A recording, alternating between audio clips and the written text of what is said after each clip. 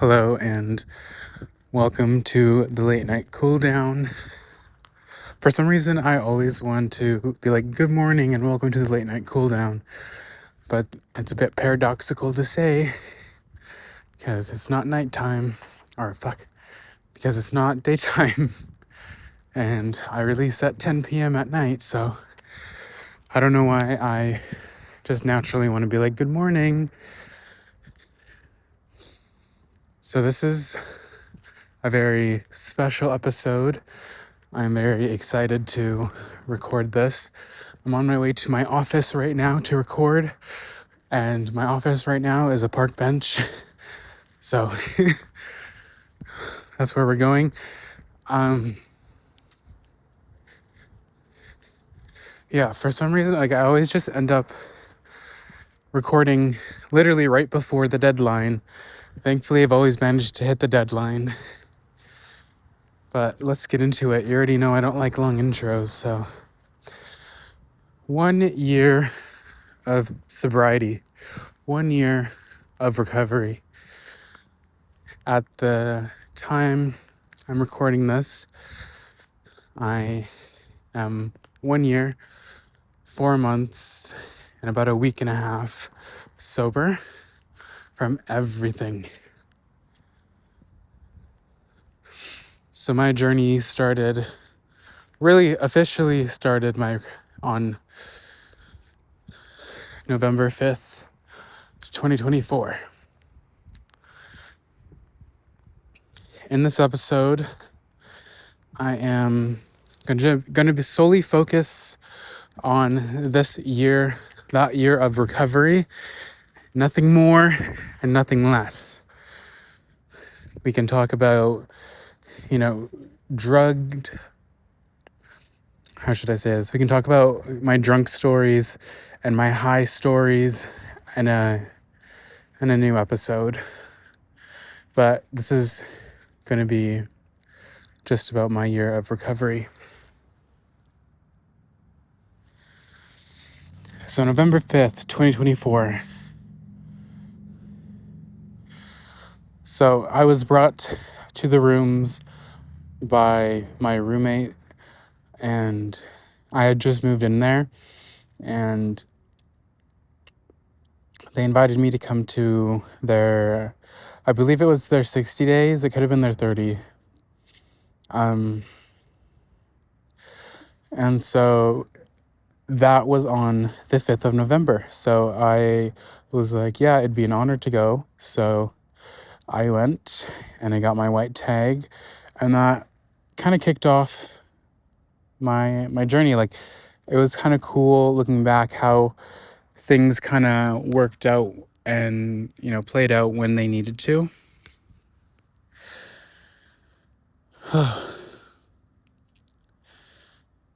One thing I do want to touch on is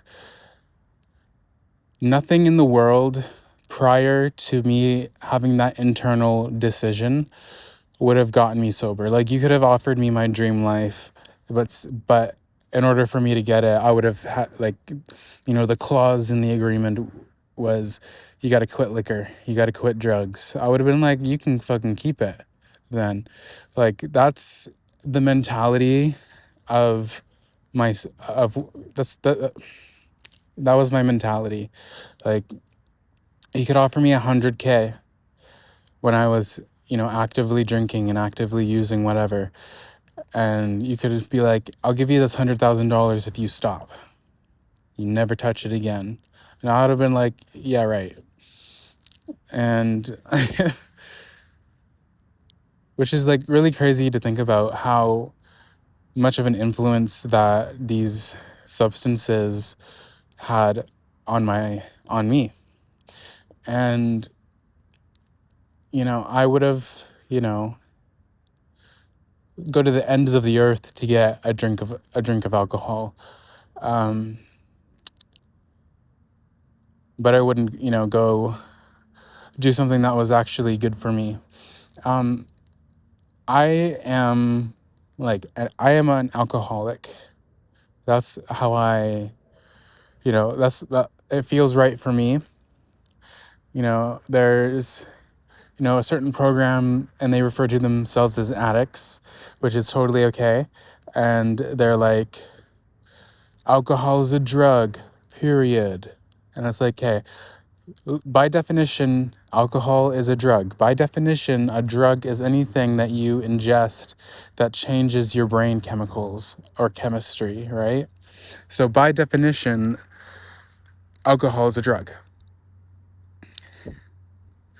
By that recovery program's definition, an addict, 100%. When I go to their meetings, am I respectful and I call myself an addict? Yes, 100%. But where I feel at home, where I feel like, this is this is my people, is when I'm around other alcoholics in a recovery meeting. And that's where like it just everything clicks. Like this is, where I am supposed to be to get this healing, this recovery, And I also want to say that recovery is more than just abstinence from your drug of choice, right? Whether it's alcohol or you can name anything. It's more than just abstinence. You can, abstain from drugs, but to actually recover is an entirely different thing, which we'll touch more on we'll touch more on what recovery is to me and how I view it now compared to, when I first started out. And for sure, like, abstinence is a major, cornerstone to recovery. But the real work isn't just abstaining. The real work comes after. Like, I feel my 1 year of abstinence and recovery was kind of like my initiation to start living, the life that I want to build. I'm at the beginning stages. I'm at the forefront of it now. When I was actively in addiction or alcoholism, I would have my dreams and my goals, and I'd be like, okay, I want to do this, but it would never quite manifest correctly or at all. It would never quite come to fruition. And, for a few years, I was like, why can't I make any headway in my life? And, the thing that I was using to stay alive throughout those years was the very thing that was slowly killing me and telling me that it's okay to drink. It's okay to do that. It's okay to do that. The very thing that I was using to stay alive for one reason or another was the thing that was killing me and lying to me, saying, it's okay, just one more, or let's just go get a drink.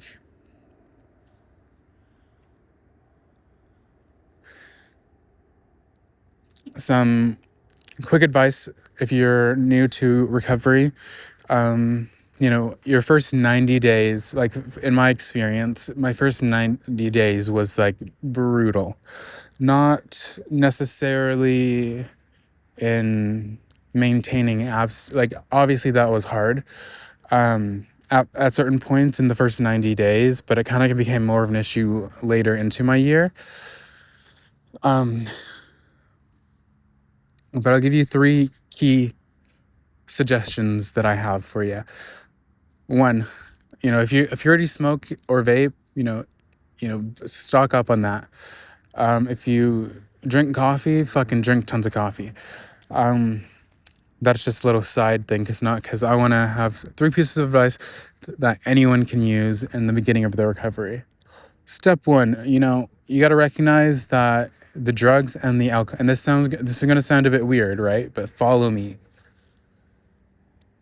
Drugs and alcohol are not the problem, comma. You are the problem. The drugs and the alcohol and the bad shit that manifested from doing the drugs and the alcohol was just is a symptom of a deeper issue that is going on within yourself. Whatever that looks like for you.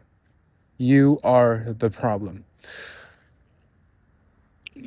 it is very common when speaking about topics like this, not just specifically in, drug recovery or alcoholism recovery, but when we talk about, as human beings, our inner issues, we like to refer to them as our inner demons. And, throughout my first year, I really got to know those demons, okay? And the more I got to know them, the more I was at peace with what they represented. And the more I got to know them, the more I understood them, and I cared for them, and I respected them. And the more I got to know these inner demons I had, the more I began to realize that I am the demon that I've been fighting. When we refer to, our inner turmoil, our inner struggle, our inner issue, or literally ourselves as like these inner demons, we are really externalizing the problem. And for whatever reason, if that's to make it, easier to chew on, my inner demon wants me to go drink. My inner demons cause me to lash out. My inner demons cause me to do this or that. It can be a bit more easy for us to, process, what we are doing. But through that externalization, we are distancing ourselves from ourselves, because ourselves, that's where, the resolution lies. That's where the issues arise. It's not some external force. You're not battling anything. The only thing you're battling is yourself. And when you, get to know those quote unquote inner demons, when you get to know those darker parts of yourself that you've hid behind the liquor or the booze or the drugs, the more you are willing to surrender and understand, what the fuck is going on with you. Because the issue is not anyone else. The issue is not any situation. The issue is not what happened to you in your childhood or that shitty ex or, whatever. The issue is you. And you cannot fix something that you don't acknowledge. If you don't acknowledge that you're the problem in your own life and you're the reason why shitty things keep happening, you're the reason in your life and to yourself and, the people that are around you. And it's never going to change. Recovery it's a, like, I want to say a double-ended sword, but it kind of is. I'm sure there's a better term for it, but, with anything worth having, it comes with sacrifice. It takes a lot of honesty. It takes a lot of reflection and, observing, the person that you've been, the people that you've hurt. It's not just about, a major part of recovery is, getting back in with the community at large. But it's also getting back with yourself, through the use of drugs and or alcohol. You were hurting yourself, and that was a major thing. Like, I've done the steps, and the steps are ongoing. And when it comes to the amends step, there's a person that we often overlook, and that's ourselves. We didn't just hurt other people, we hurt ourselves. And, recovery is something that comes out of self-care and self-love. And, you can't necessarily build, in my opinion and in my view, a successful recovery in your life without a certain level of self-respect and self-love, and a lot of grace, because it's not an easy process, especially when you first start out on your journey, which I think is a big deterrent for people, especially people who are, active in their addictions, because, active addicts aren't, typically self-aware. They're not typically compassionate. They're not typically graceful. They're not, but you know what they are, though? They're hurting. They got low self-esteem. They're trying to protect themselves. They're trying to run away from themselves. They're trying to run away from their emotions and their memories. So a big piece of advice and suggestion is, when you start out on your recovery, have your core recovery friends. Not anything sexual, not anything romantic, but true friends that are also on their recovery journey. It doesn't necessarily matter how long they've been in recovery, just as long as they're serious about it. They take it seriously. They take it with respect, because certain people can, a certain type of person will pull you back out into your addiction. They'll be like, let's go get a drink after a meeting, or let's go get a drink. Let's go to the bar instead of going to the meeting. So be cautious of who is around you. So your first year is kind of like your incubation. Like, you want to be, just focused on self, focus on recovery, focus on, rebuilding connections and stuff that you had harmed, that you want in your life. But you got to let go. Like, there's a saying in recovery, there's only one thing you got to change, and that's everything. And it's true. It's kind of like, wow, like, yeah, totally, I'm going to change everything, but you got to. The way that you used to live is not going to open the door to the life that you are working towards or that you want to live. If it worked that way, you would already be living your life with whatever you want out of it. It's not recovery. Make recovery fun, make it, make a life worth living. But recovery is also, it's not always, this glamorized version of, I got my kids back, or I got my family back, or I was able to get a job finally. Sometimes it's, I was able to eat today, high five. I didn't, cuss that worker out at the store because they, messed something up. Like, it's not always glamorous. Sometimes it's, in the depths of, the pit of hell. And you need to find, a core group of people who are in active recovery, who are willing to, sit with you in that pit and, help each other get out of that pit. My second advice is, if you're on any social assistance, or if you are able to, just, take, a few months to a year and just not work, which I know, like, that's not necessarily feasible for everyone, but if you are able to do it somehow, just take a year and just focus on your recovery and focus on that. Because it makes it a lot easier. Obviously, if you're not consumed with worldly things and you're just focused on your spiritual recovery, because that's the core of recovery, is getting back in touch with your soul.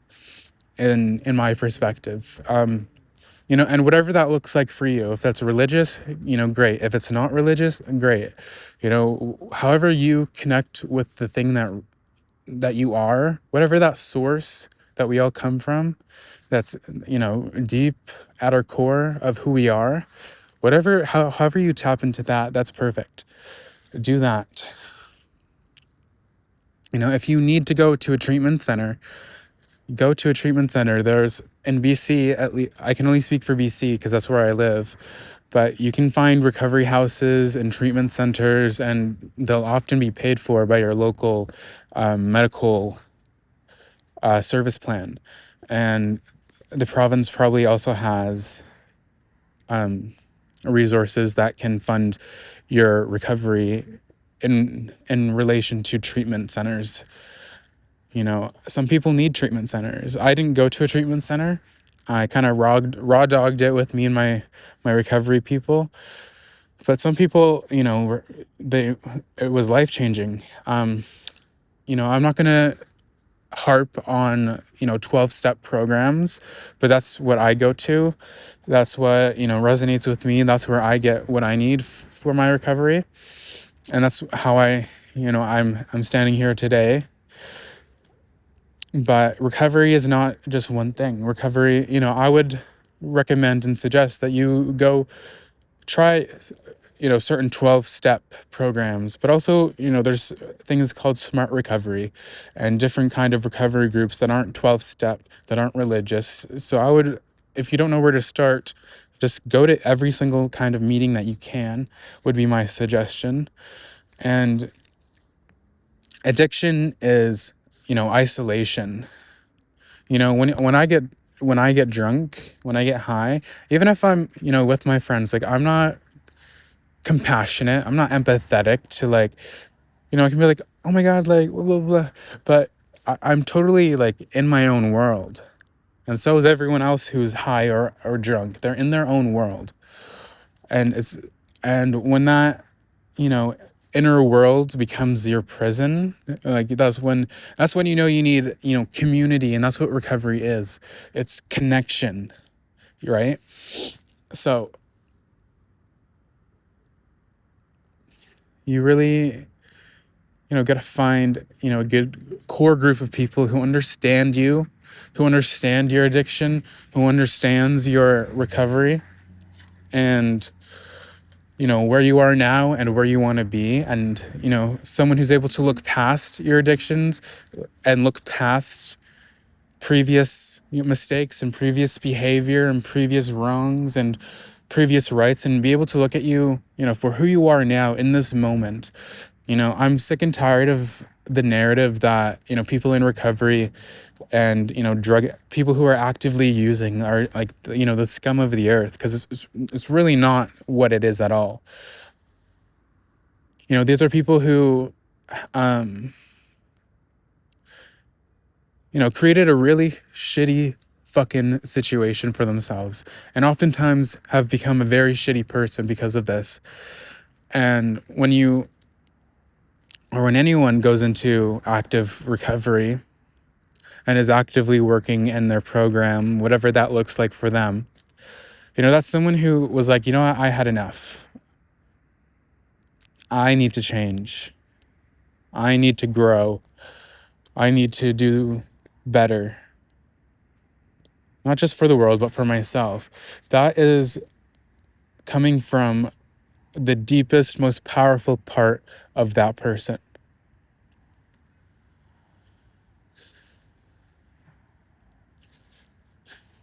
Do I think drugs are bad? I'm not gonna shit on drugs just because I'm in recovery now. I'm not gonna, stand outside the bar and try and convert people to get into recovery. It's because, like I said at the beginning of the episode, it didn't matter what you said. It didn't matter what you offered me. I wasn't gonna give up alcohol. I wasn't gonna give it up no matter what. It had to come internally. It didn't matter who I hurt. It didn't matter how much I was hurting myself. It didn't matter how bloated I looked. It didn't matter that the reality of what I was doing was sad. It was sad.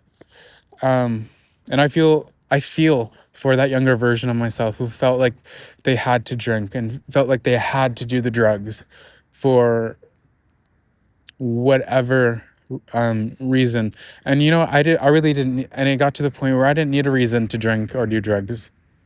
It didn't matter what the fucking reason was. The reason was I wanted to do it. And then it got to a point where it wasn't that I wanted to do it, it's that I couldn't live without it. I needed it.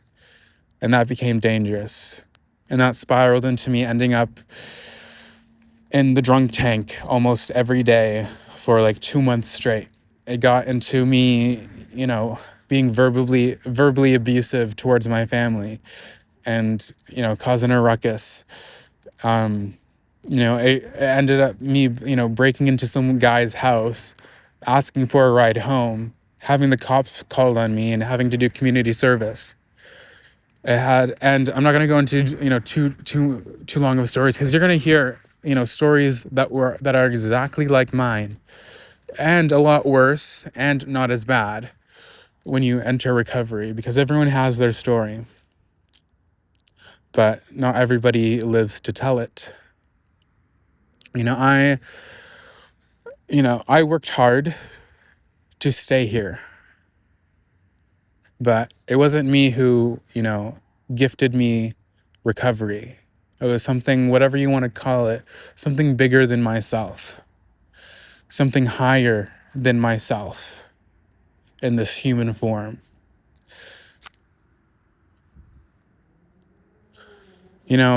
I walked through the pits of hell to get to, my heaven.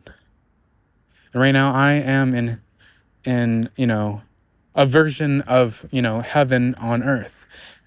You could call that serenity. Like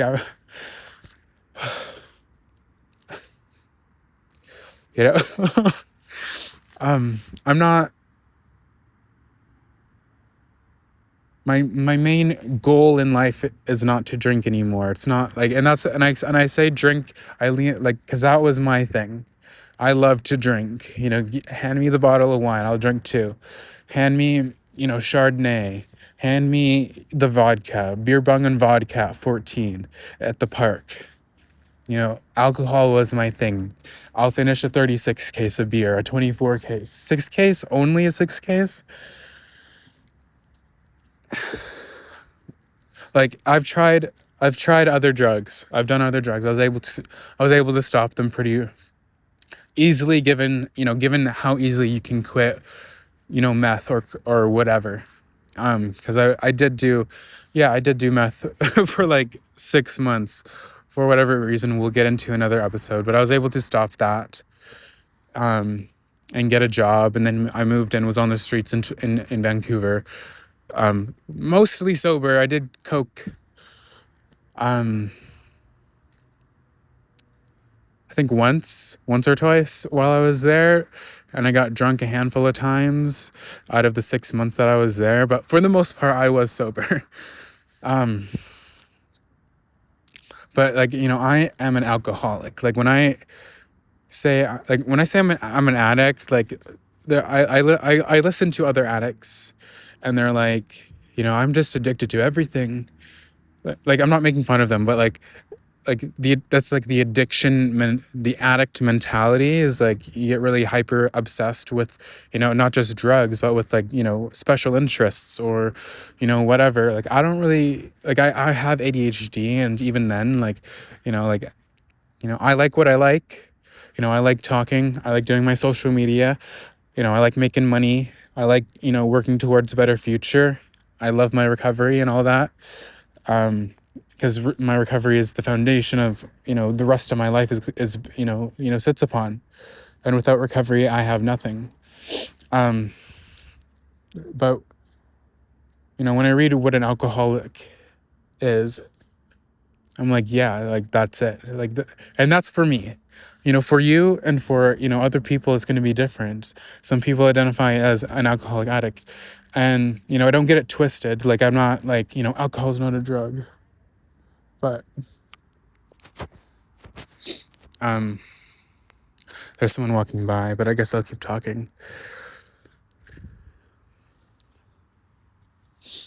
But, how you identify whether as an addict or an alcoholic is going to, be different for everybody. And, that's okay, because our common goal is recovery. Our common goal is better life. Our common goal, is to get out of the rut that we had for ourselves, that we, sat in. Recovery, you'll hear this a lot, but recovery is the best thing that you can do for yourself in this lifetime. And to get to my 1 year, like I was saying, I had to walk through the pits of hell to get to my heaven, my serenity. I spent over $5,000, maxed out 3 credit cards on skip the dishes alone. I ate myself half to fucking death. You know how sad and miserable that was? I literally felt myself growing. Like that's how and it got to the point where I wasn't even hungry, but I needed something to try and get out of myself. I couldn't stand in myself. I couldn't stand where I was in life because I knew I had the feeling that I was behind. I had the feeling that I wasn't good enough. I contemplated my own suicide. There's this certain chemical that you can't get it online anymore because it was becoming a common way to commit suicide. But I was gonna buy this chemical, mix it in water, drink it, and go to bed and never wake up. That was one of my ways of exiting this realm, this world. My other way was just to hang myself at the park near the house that I lived at. The other way was just to cut my arteries or whatever and bleed out that way, or stab my jugular. My recovery to get to my 1 year, it was not, it was mostly dark.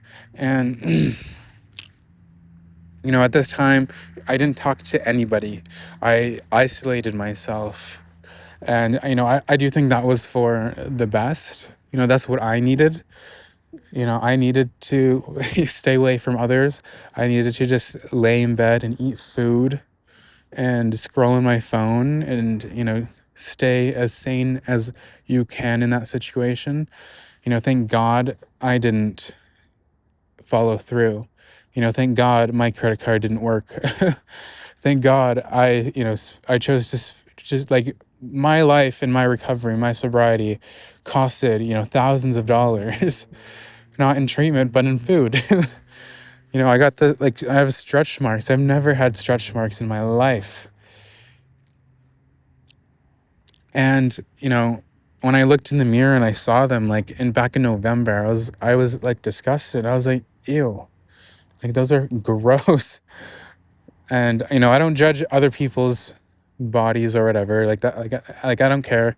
You do you, love your body. I'm not judging your body, but I was hardcore judging mine. And I was like, oh my God. And, I was thinking on a walk one night, I was like, hey, maybe the stretch marks, aren't disgusting. They're, evidence. They're proof that, you survived the worst,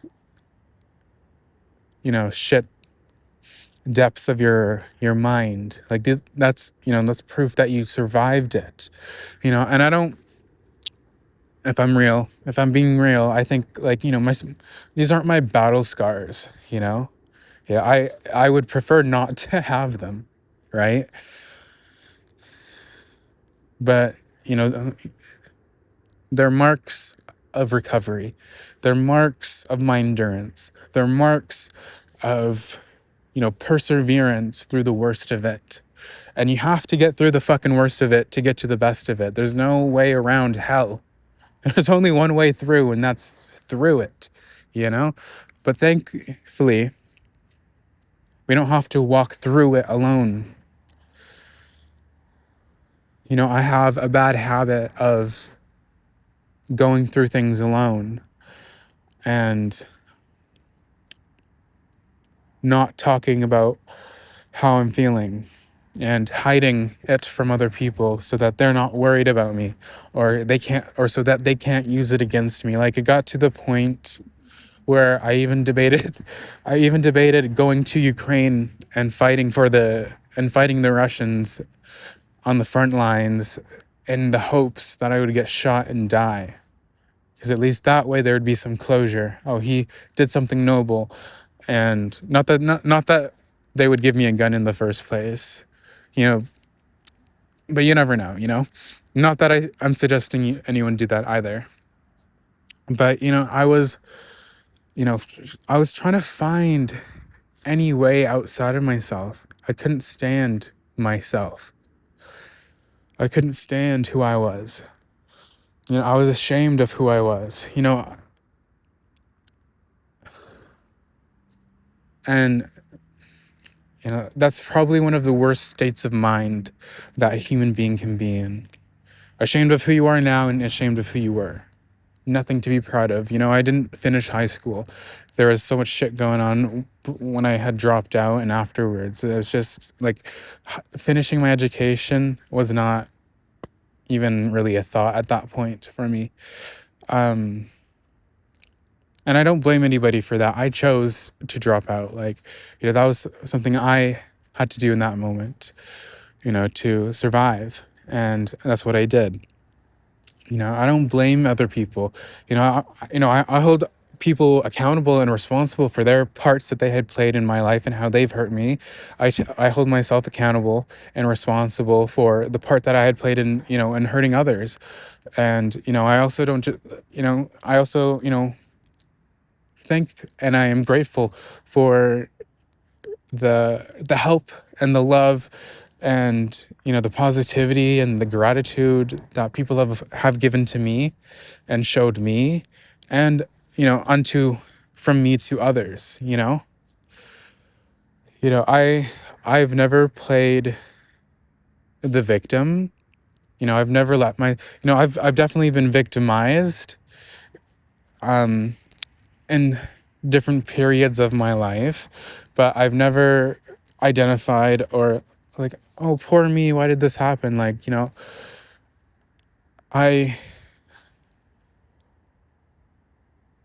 I liked, and I like to think like I, take accountability for myself and to do better. And, my recovery was also a way of, showing my community of people, that I'm, wanting to change and I am changing. And, a promise or an apology doesn't mean shit without any action, And,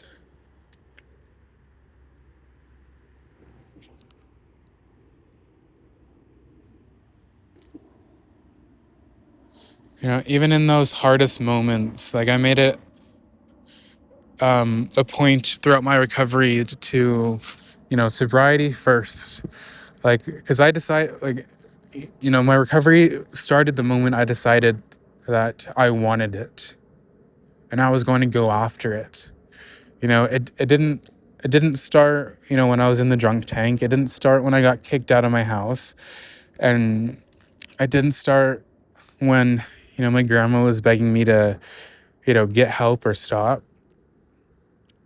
It started when I decided to. It started the moment I decided I was worth it.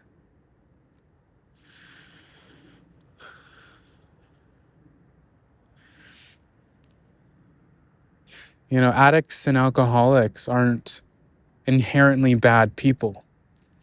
They're inherently broken. But thankfully, there's a way through it. There's a way forward. There's a way to heal, Thank God. And I don't just mean, figuratively, but, whatever power that permeates us in the universe, thank that higher power. Because,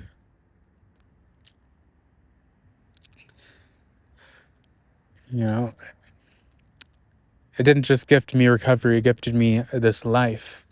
I found like a deeper and a more real sense of self and feeling. I can feel, I feel emotions normally and regularly, and I know how to regulate my emotions and, make decisions, based on what I want. And what I want is the best possible outcome for any given situation. And no longer am I, reacting to it. By it, I mean life. I'm not reacting to situations or people anymore. Am I perfect? No. No one is. Am I doing a whole lot better? And am I loving myself? And do I think I'm pretty good? pretty fucking amazing? Yes. Yeah, I really do. And, I can, it feels like my life is like finally moving forward. I was at this standstill for so long. And I was like, when does the chapter just fucking turn?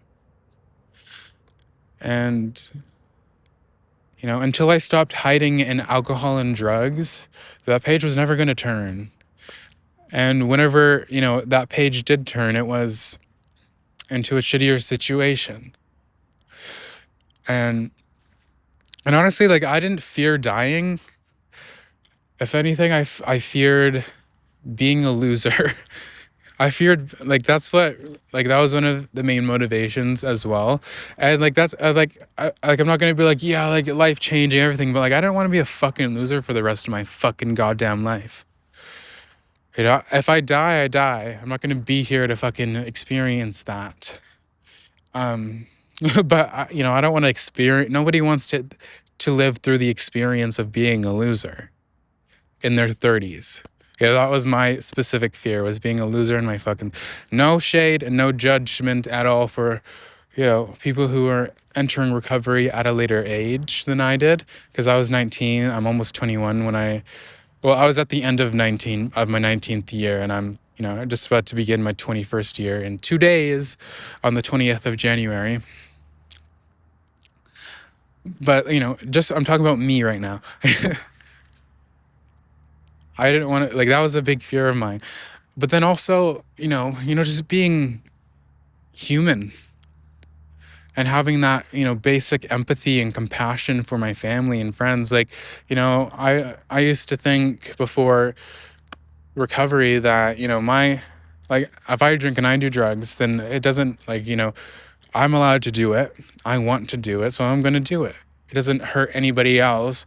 I'm damaging it's my liver, it's my lungs, it's my brain. But no, like, that was the isolation and that was the addiction,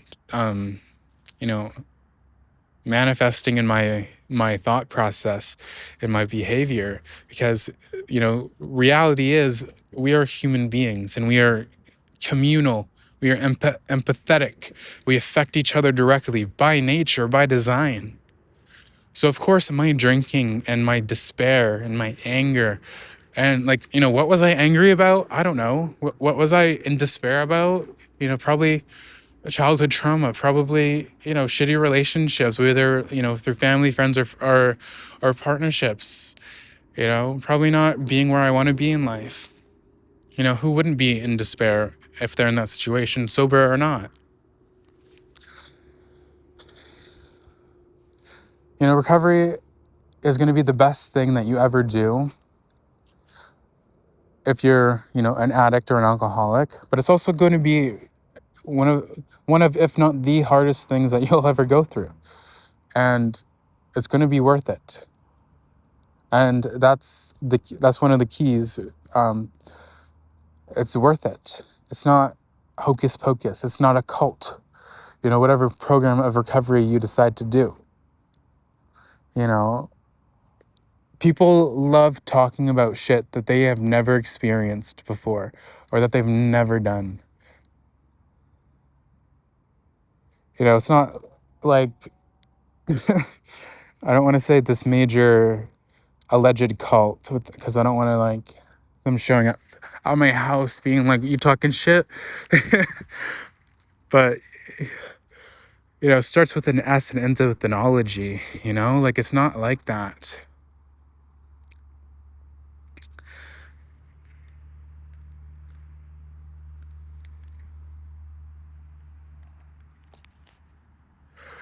I got 13 minutes before I gotta hit upload.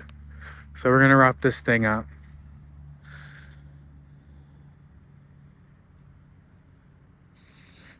Recovery was afforded and gifted to me through my willingness to go through it. And recovery isn't just, abstinence, like I was saying. When I'm, dealing with someone who, is being disrespectful towards me, objectively disrespectful, and instead of me telling that person to go fuck themselves and, go jump off a fucking bridge and die, which is something I totally would have said before, recovery, being able to be like, you need to calm down or whatever,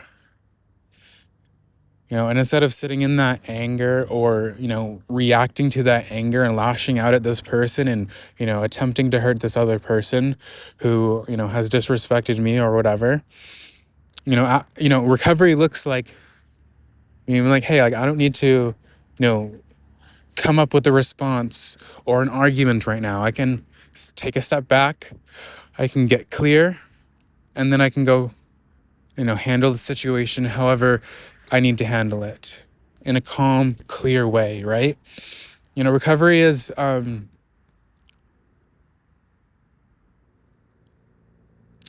guess, actively choosing the better option, like that's the simplest explanation I can give on what I'm trying to say.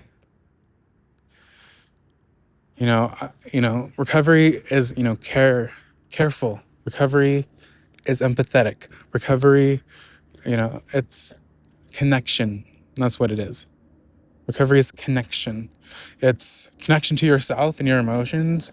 Being able to, like, yeah, I'm feeling this emotion right now, but that's just how I feel. That's not how it is. When I calm down and when I'm clear, I can look at things more objectively and be like, yeah, that was disrespectful. I'm not going to tolerate it. I don't have to tolerate it. I can, leave the situation however that looks. I cannot talk to that person. I can distance myself. I can, actively choose to put myself in situations where things like that don't happen, or where I'm not around people who make me feel bad, I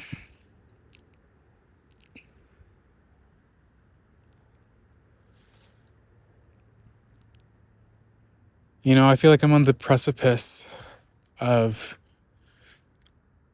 a life worth living finally. And, I had to walk on those hot coals to get to where I needed to be, to get to where I am today. I don't, I feel proud, that I got over a year of sobriety now. When my 1 year was coming up, I could hardly believe it. I was like, wait, it's my 1 year? Because I remember being at like 90 months, and like looking at the people who just got a year, and I'm like, oh, like that's so cool. Like, oh my goodness, they got a whole year, or like the older people, the old timers who have 50 fucking years. Some of them are like a crazy amount of years. And like that was just like blew my mind. But when I came to a year, like people have different reactions to that year. Some people go out and drink, I don't know, for whatever reason. Some people get egotistical. They let it get to their ego, and it's like, yeah, I got a year, like pish posh, like, because like, to be honest, like nobody like, it doesn't matter how much time of abstinence you have if you're not actively recovering. Recovering is a process that doesn't necessarily have a specific end goal. It's an ongoing thing. You can have 20 years and still be a shitty fucking person. And if you are like that, then you kind of miss the whole point of recovery. It's about being a healthy person for and to yourself and for and to others. That doesn't mean you let people walk all over you, but it also means that you're not, a complete fucking asshole or bitch to people, to yourself, or to the people around you. You can tell when someone is living an active and good, solid recovery compared to someone who's not. Like, you can just tell.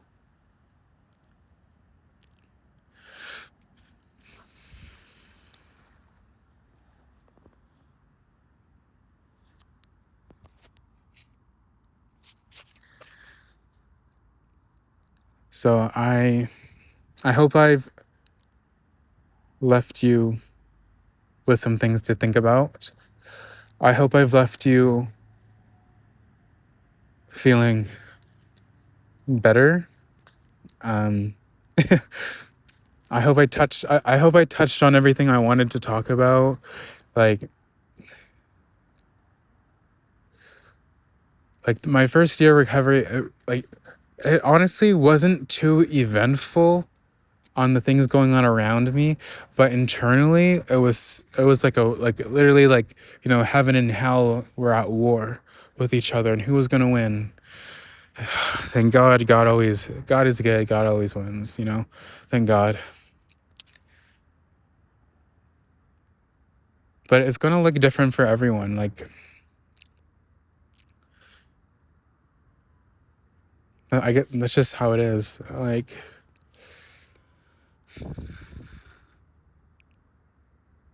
all I can say is I'm grateful, and I gotta wrap this up because I got less than 7 minutes to download and upload this file. Oh, but thank you for listening. This has been my year of sobriety and recovery. Like I was saying, I hope there was something useful that you can take from this. Some inspiration. Maybe you can relate to some of the things I said. We will be covering more on sobriety and recovery, and more things like that on later episodes. And we'll also do like a drunk and high story episode, but that's for later down the line.